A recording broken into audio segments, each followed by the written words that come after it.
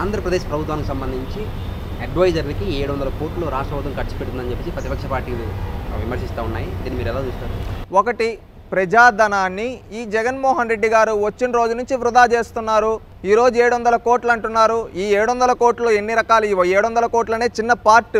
జగన్మోహన్ రెడ్డి గారు రంగులు మార్చడానికి వేల కోట్లు ఖర్చు చేశాడు. రంగులు వేసి మార్చడానికి ఆంధ్రప్రదేశ్ రాష్ట్ర ప్రభుత్వ ఖజానా నుంచి వేల కోట్లు తీసుకున్నాడు.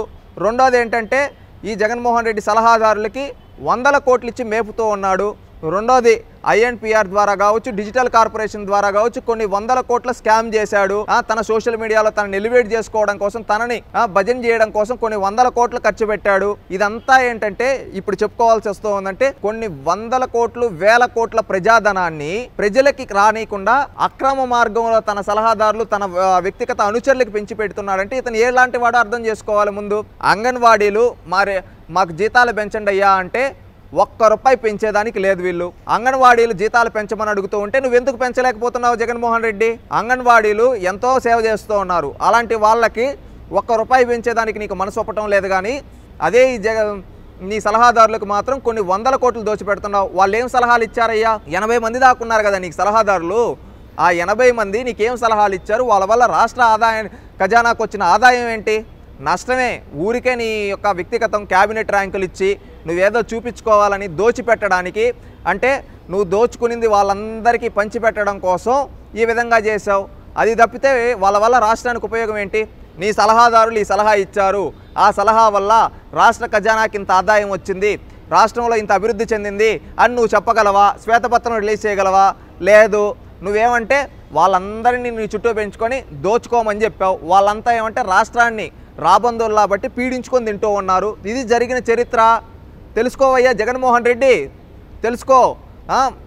కష్టపడే వాళ్ళు అంగన్వాడీలు శాలరీలు పెంచమంటే పెంచవు, ఉపాధ్యాయులు శాలరీలు పెంచమంటే పెంచవు, ఇంకెవరైనా వాలంటీర్లు నీ కోసం గొడ్డు చాకిరీ చేస్తున్న వాలంటీర్లు శాలరీలు పెంచమంటే పెంచవు, సచివాలయం ఉద్యోగులు శాలరీలు పెంచమంటే పెంచవు.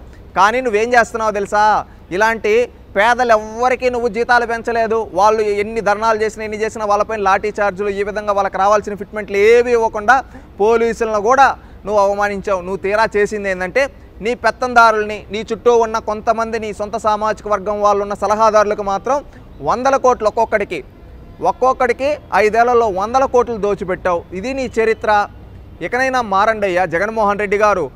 ఇవి ఓన్లీ శాలరీస్ ఇన్ని 100 కోట్లు అంటే ఇంకా వాళ్ళ అలవెన్సులు, వాళ్ళకి ఇచ్చిన దాటివి, వాళ్ళ ఆఫీస్ ఛార్జెస్ ఇవన్నీ కలిపితే కొన్ని వేల కోట్లు నువ్వు దోచిపెట్టావు నీ సలహాదారులకు. ₹1 ఉపయోగం లేని సలహాదారులకి. ఇది నువ్వు చేసింది ఈ 5 ఏళ్లలో. ఈ 5 ఏళ్లలో అదే ధనంతో నువ్వు ఎన్ని బిల్డింగులు కట్టించుండొచ్చు, ఎన్ని స్కూల్స్ మార్చుండొచ్చు, ఎన్ని పంచాయతీ ఆఫీసులు మార్చుండొచ్చు, ఎన్ని కిలోమీటర్ల రోడ్లు వేయించుండొచ్చు, ఎన్ని వాటర్ ప్లాంట్లు పెట్టుండొచ్చు, ఎంతమందికి నువ్వు సహాయం చేసి, ఎంతమందికి సీఎం రిలీఫ్ ఫండ్ ద్వారా ఎంతమందికి సహాయం చేసి ఉండొచ్చు. ఈ 5 ఏళ్లలో నువ్వు సీఎం రిలీఫ్ ఫండ్ ద్వారా ఎంతమందికి సహాయం చేసావో చెప్పే దమ్ము నీకుందా? లేదు. ఇది నువ్వు చేసింది. ఈ 5 ఏళ్లలో నువ్వు చేసింది ఏమీ లేదు. నువ్వేమన్నా చేసావంటే దోచుకున్నావు, దాచుకున్నావు, పంచుకున్నావు నీ సొంత రెడ్లకి. అది మాత్రం నువ్వు చేసావయ్యా జగన్మోహన్ రెడ్డి. ఇది రాష్ట్ర ప్రజలందరూ గమనిస్తూ ఉన్నారు. నేను ఫైనల్గా చెప్పేది ఏంటంటే నువ్వు ప్రజలకు మంచి చేయాల. నువ్వేం చేసావు? ప్రజల నుంచి దోచుకొని నీ సొంత వర్గం వాళ్ళకి పంచుకున్నావు. ఇదే జరిగింది ఈ 5 ఏళ్లలో. అంతే. ఈరోజు అంగన్వాడీ వాళ్ళని లాఠీ చార్జీలు తెప్పిస్తావు ఆడవాళ్ళని. ఇదేనా నీ నాయకత్వం? ఏమంటున్నారు జనాలు? ఏమంటున్నారు? ₹1 పెంచేదానికి మాత్రం లేదు. ఇకనైనా మారి వీళ్ళందరికీ క్షమాపణ చెప్పు.